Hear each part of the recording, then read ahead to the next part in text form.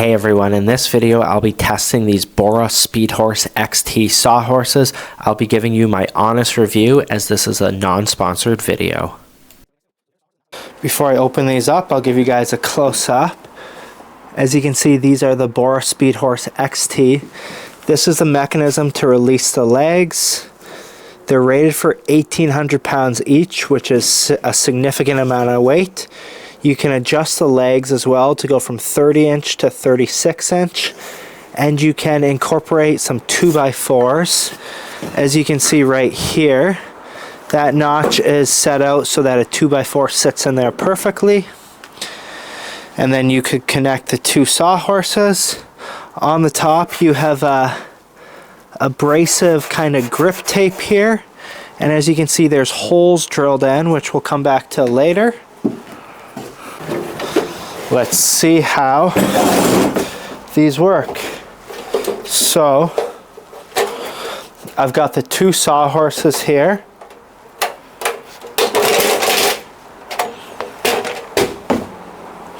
Okay, that released nicely, and then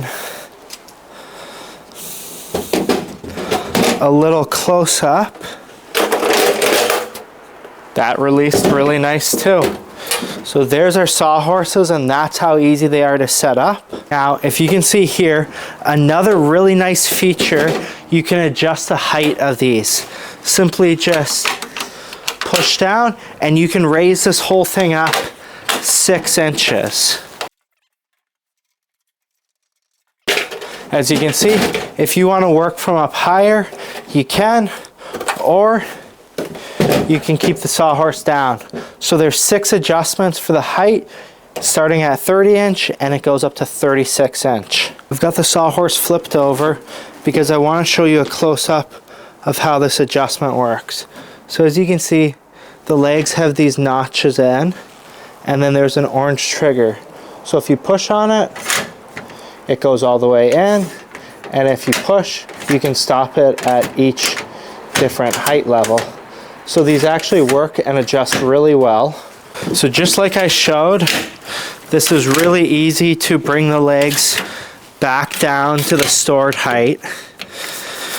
And then the next thing I want to do is I want to test how easily we can fold this back up.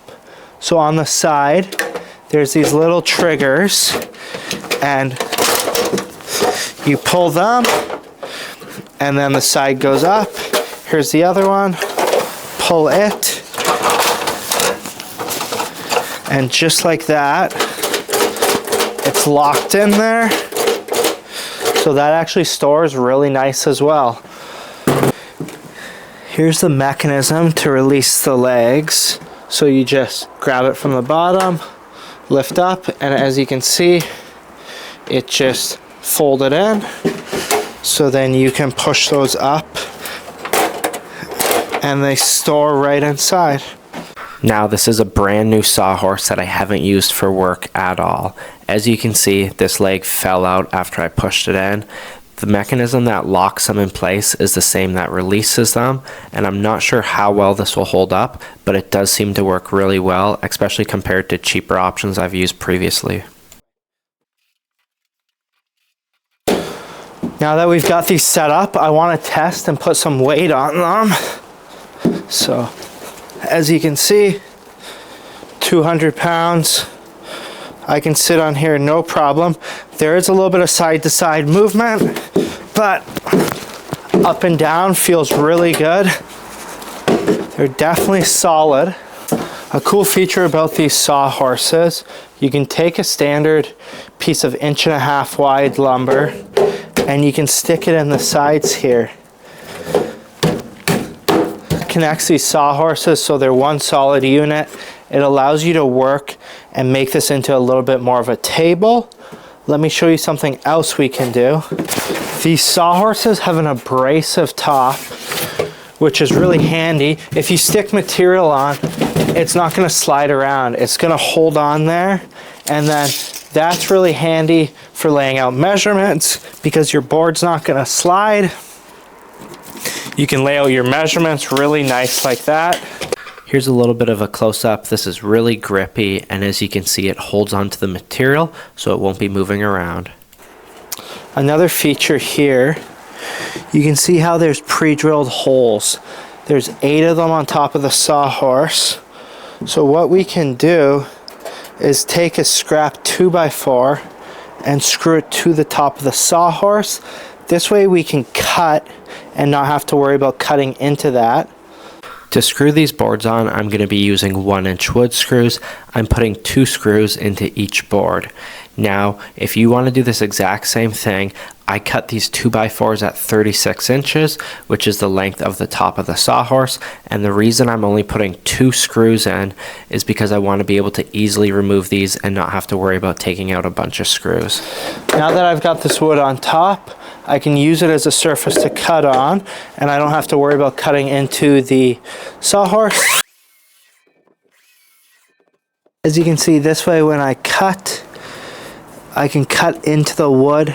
It's not going to damage the saw blade or the sawhorse, and this is a lot more convenient than having to put something under your material every time you make a cut.